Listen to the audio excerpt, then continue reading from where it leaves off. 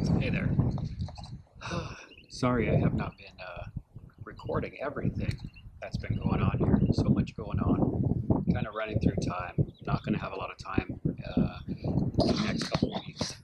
So we'll be kind of busy. Won't really be here at the farm that much. But just trying to get things done. The insulation got fixed. The guys came and fixed it. No problems. Really no questions asked. They just came in, fixed it, and that was that. I got some lighting done in the lean-to. I didn't mistake any more wasps for birds. And then, yesterday when I was around,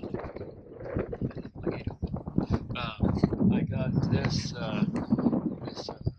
sprayer here, and I have this device here to hook up to a battery charger. And that's how I hooked this up. Yeah, it's kind of rough right now, but I'm gonna get the opposite end of that later on, and for the future, that way I can just plug into the battery that way.